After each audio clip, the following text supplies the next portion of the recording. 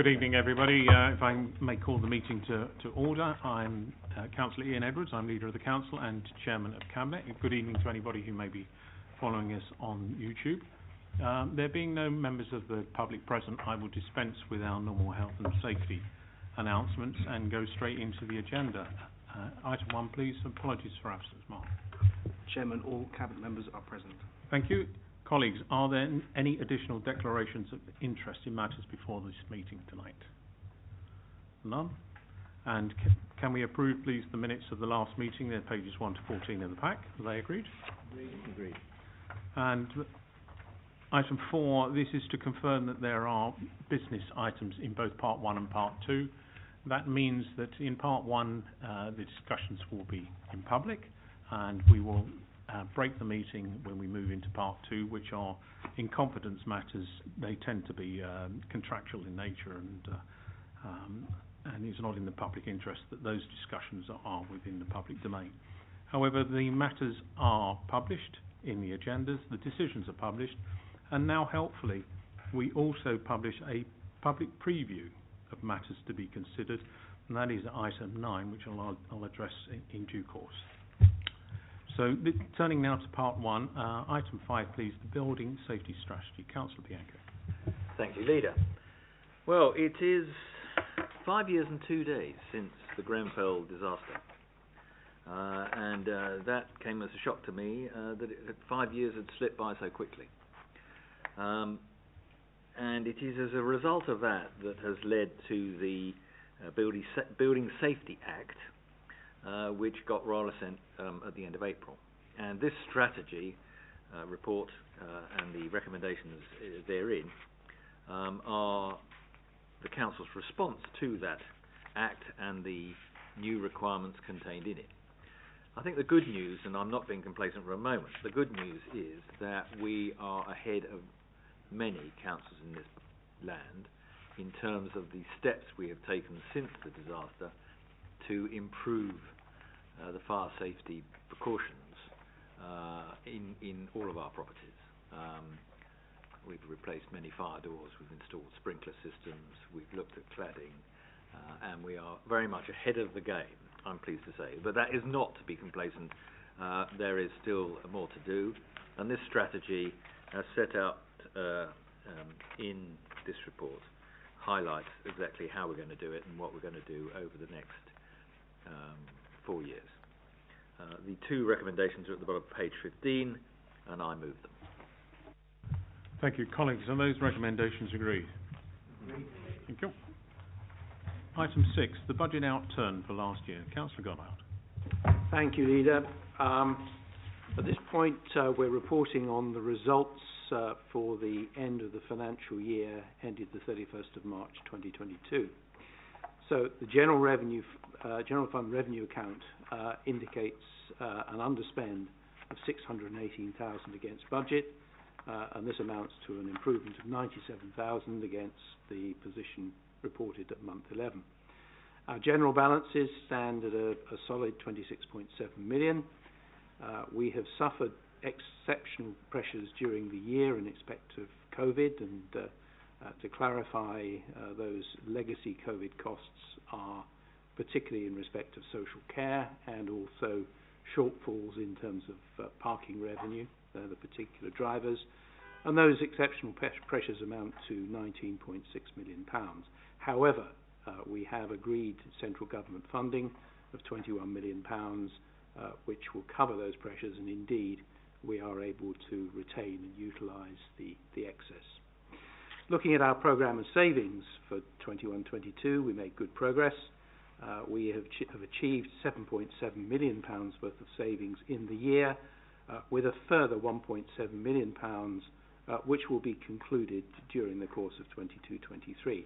However, there is £1 million of projected savings relating to our leisure centres, which is at risk, and this is due to the economic effects of the pandemic and to inflationary trends on energy costs, and these are matters that we are addressing.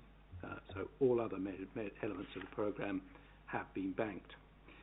Turning to the position within the dedicated schools grant, The position now stands at a reduced deficit of 23.3 million, and in accordance with the agreement achieved with the Department for Education, this deficit will be fully eliminated across the present life of our MTFF. Looking at the housing revenue account, we continue to track budget quite closely, and at the end of 21-22 we had a small underspend against budget of £150,000. One matter I should draw to members' attention is in respect of the General Fund capital budget, which you can see summarised on page 45 of the pack, and this indicates an underspend of £37 million for the year. And I must point out that a resolution needs to be reached in terms of rephasing of part of that programme, and this will be dealt with at a later Cabinet meeting. So in summary, the overall position of the Council remains one of financial strength and stability after a very solid year's performance in what I can only describe as challenging conditions. So my thanks go to the entire finance team for more excellent work. So therefore, Leader, I move recommendation 1 within Part A of this report, which is set out on page 32 of the pack. In addition, we have Part B of the report, which is set out on page 61 of the pack, and that itemises recommendations A to E, which have financial consequences, and I'll fully explain. However, I would draw to members' attention recommendation C, which confirms acceptance of HS2 Amenity Fund grants amounting to £331,000, and recommendation E, which approves an allocation of £237,000 towards the very successful ward budget initiative. I so move. Thank you, Leader. Thank you very much, Councillor Goddard. It is a very pleasing report, particularly with regards to coming in underspend and with reserves maintained at the level, savings targets well on track to be delivered in full. I think it should give residents complete assurance that sound financial management continues under a new administration. And for that, I am particularly indebted to you and your skills and expertise that you bring, supported also by the finance team, which are also undergoing some change. And I must admit, it appears to be moving very smoothly, and I have every expectation that this sound financial management will continue. So, colleagues, are those recommendations as published agreed? Agreed. Thank you.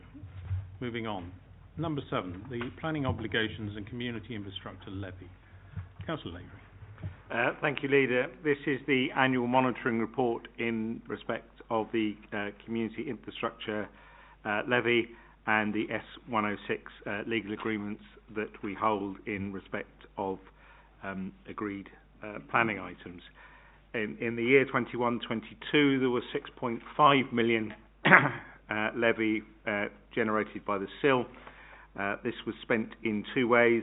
Some 15% of that funds our Chrysalis programme, which funds improvements right across the borough. The remaining funds have been allocated towards the West Drayton Leisure Centre project. In terms of S106, we held at March 22 some 17.1 million, of which 1.779 is held on behalf of various partners, leaving some 15.3 million for projects. Now, these are projects that will be specified in the legal agreements and relate to particular planning sites. The money has gone up this year. In particular, we have received some 2.6 million, as detailed on page 67, from St Andrews Park, which will be spent on transport improvements up at the top of the road here, very close to us. I would also comment that the table on page 67 was obviously drawn up as at March 22 and therefore reflects the previous Cabinet portfolios and not the current Cabinet portfolios. Future reports will obviously be driven by the new portfolios, and we have robust mechanisms in place to ensure that S106 funds that are received will be spent promptly on the projects for which they have been negotiated, to ensure that all the monies are used. There are two recommendations at the top of page 66 involving us effectively noting this report, and I move them. Thank you very much, Councillor Lavery. Excuse me, is this report noted? Noted. Thank you. Item 8, the appropriation of garages at Glenster House. Councillor Bianco. Thank you, Leader. Well, these two blocks of garages sit immediately adjacent to Glenister House, which is in Avondale Drive, which is one of the two parts of the major Hayes Regen scheme projects that were now underway. And they are largely unused or not needed really for their current use, and will facilitate the redevelopment of this site. And it's for that reason that we wish to appropriate them from the general fund to the housing revenue account, revenue fund. And it is that which the two recommendations at the bottom of page 71 relate. So I move those two recommendations. Colleagues, it's good that we are putting homes before garages. Do colleagues agree with these recommendations? Agree. Thank you. Number 9, the public preview of matters to be considered in private. This is just for noting, and as I mentioned earlier, members of the public, this is a summary of all the issues that are going to be considered in part 2. It gives you an overview of the issues and what the decision is intended to deliver without going into the confidential detail. I hope that report is of use to you. Is it noted? Noted. Thank you. Going to part 2, please.